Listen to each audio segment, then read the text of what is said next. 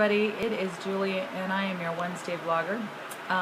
This month we have a back to school theme, as James and Tanya have already talked about. This week's question, if you haven't already seen it, is long and complicated, so we get to choose parts of it. Essentially, part of the question is were you overweight as a child in school? And I'm going to answer that right away and say no. I wasn't overweight until my early to mid 20s. I started gaining weight towards the end of college and kind of rapidly accelerated from there. But I did not experience any of, I can only term it as just awfulness that kids experience when they're overweight in school. And I know as a teacher, I see it happen. You know, as a teacher, I try to put a stop to it. But there's very little you can do when they're outside your classroom. It's pervasive. It's damaging. It's something that you wish you could erase, but you know you can't. The next question is if I wasn't obese, how did I treat kids who were? And I don't have any strong memories of treating kids differently based on body type. My best friend in high school was overweight. I would say maybe obese. I'm not sure if I would call him obese, but he was overweight. And today he's a morbidly obese man. It makes me very sad. And there's not a lot I can do because he's very defensive. And I wish I could talk to him about weight loss surgery. I wish I could talk to him about the options, but he's very angry, very bitter, and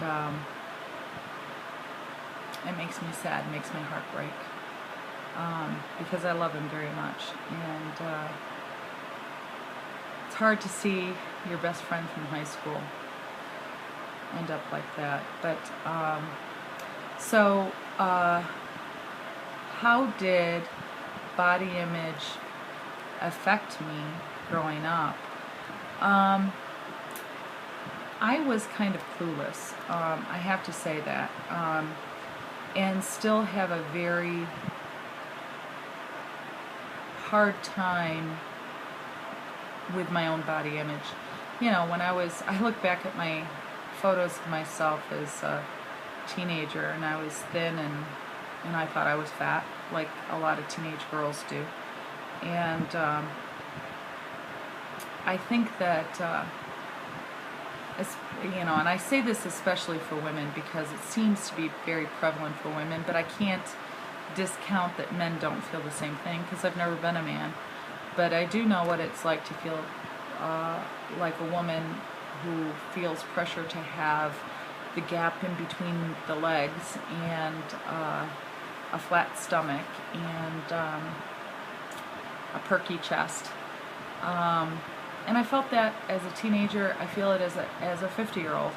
I don't know that any of it has changed. I think that when I was morbidly obese, I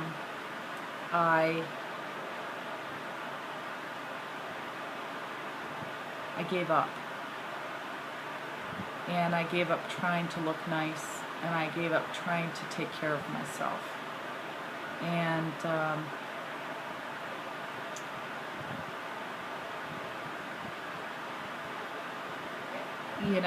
I don't know. I think that even if I, as a person who grew up relatively normal body size wise, once you've become morbidly obese, you know the rejection of society and you know how difficult it is to lose weight. And it's funny, you know, I went out for an interview for a job to Washington, D.C. recently, and someone said something to me, and I had to come back to my hotel room and ask myself if they were saying that to me because of the way I looked, because I've been so sensitive to how people treat me because of the way I look. And I had to conclude it wasn't, because I look relatively normal. So anyway, I've totally deviated. So rejection in school, I was keenly aware of my best friend's rejection in school. I was keenly aware of trying to protect him from those who would hurt him. And it appeared to me in high school that those who were overweight fell into two categories. They were either angry or they were a clown. And my best friend fell into the clown category. Unfortunately, he's fallen into the angry category. And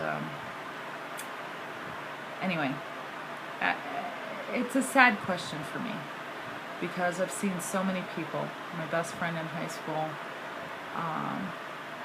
kids that I've taught, struggle with this. And I will always be a morbidly obese person in my head. I was going to say as a morbidly obese person. But as a formerly morbidly obese person, I'm keenly aware of how they feel. And so I hope that answers the question. I hope you all have a great week. I hope that everyone's kids have a great start of school. And I will talk to you next week. Bye.